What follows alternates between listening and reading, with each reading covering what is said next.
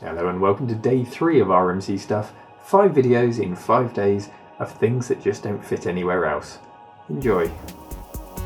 Today's episode is supported by oneclickprint.com for your photos on canvas, acrylic, gifts and a whole lot more. Local craftsmen, global delivery.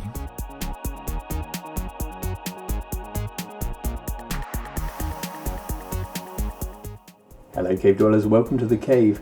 MonsterJoysticks.com, if you didn't already know, and I'm sure you do, they appear at the start of every video. Well, they very kindly sponsor the channel. They help to keep the lights on here in exchange for their ad slot at the start of my videos. But long-term viewers will remember I reviewed a Monster Joystick way back last year, before they were my sponsor.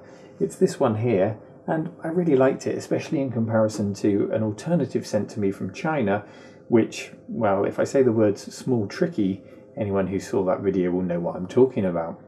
Well, since then Monster have both become a sponsor and expanded their range, which we'll touch on briefly, but what I really wanted to show you today is this one. It's the new Mini Monster Joystick.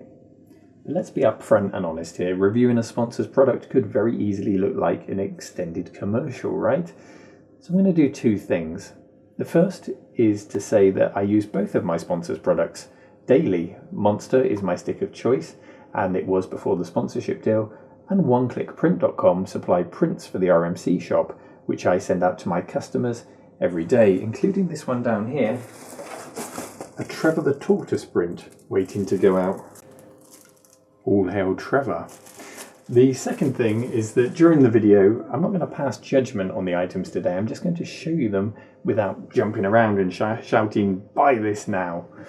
But I will include links over to Kim Justice and Todd's Nerd Cave, other YouTubers who reviewed these items recently, and those are people with opinions that I respect highly, so go and check out what they think about it if you want a second opinion.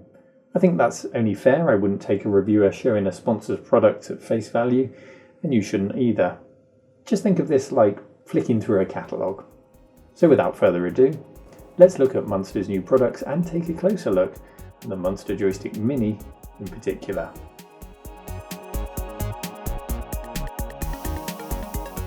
So this was the original Monster Joystick review last year, and that's a stick that's still going strong for me. It houses a Raspberry Pi to become your all-in-one portable arcade, likely using RetroPie, but you can of course install whatever front end or emulator you want on your Pi. Now things have moved on since this was the only product. If we take a look at the website, Monster have now added options including a basic or deluxe model, so that original model I had is now the deluxe. While the cases are the same, the deluxe uses those genuine Sanwa arcade parts and the basic uses cheaper unbranded parts for the button and joystick. The buttons are all standard arcade parts, so if you choose to start with the basic, you can always swap out the buttons for others at a later date, either from Monster, who sell them on their website, or any other supplier for that matter. And if you already have buttons and a stick, then you can just get the case on its own for $39.99. The deluxe model also offers a range of buttons and stick colour combinations, but if there's a colour scheme that you'd like, I know that Monster will mix it up for you by request.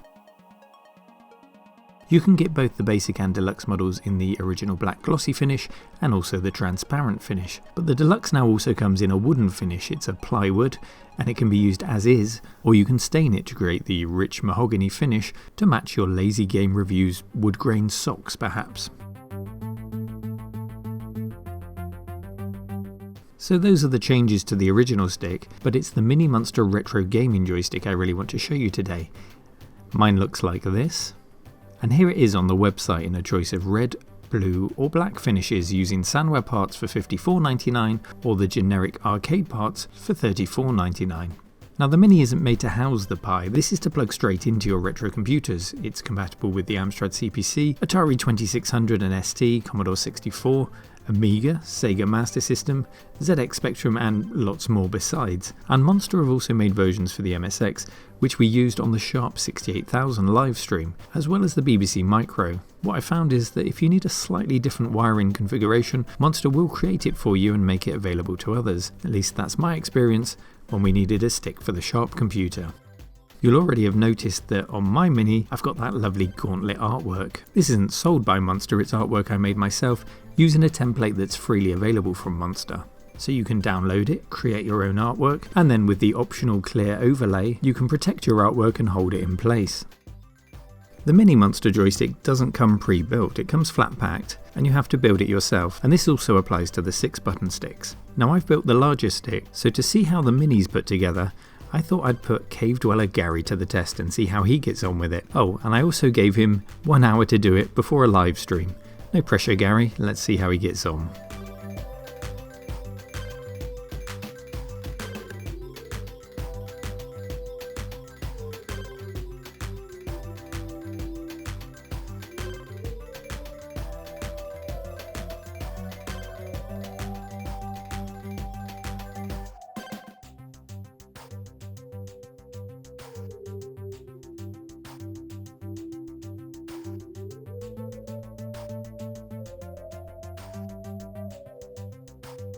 The build process, it didn't go great, but I think mainly that's because I was maybe feeling a bit rushed or anxious because I was on camera doing it, and also because I didn't have instructions. And I should have referred to Neil's working version more so. Can I just mention one bit about these screws? Yeah. Because I think people need to know about the screws. Yeah. The biggest problem I had during the build process were these screws here, which I felt really worked against gravity when I was trying to balance them and screw them in. I had Neil's help to do it. Neil did it himself fine, I needed help. But once this is built, perfect. Couldn't ask for more. And clicky click.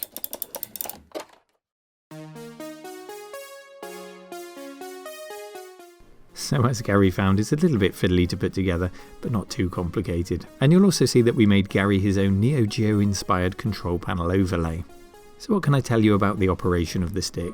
Well, it works exactly as advertised. The laser cut case has no give, it's very solid, and the rubber feet prevent it from sliding around on your desk. Despite being a mini joystick, there's ample space to rest your hands, and the 1.8 meter DB9 cable is more than enough to sit back from a large screen without straining your joystick port. An addition that you won't see on many other joysticks is the small switch here on the interface PCB. Flicking this remaps the joystick's up movement to button 2.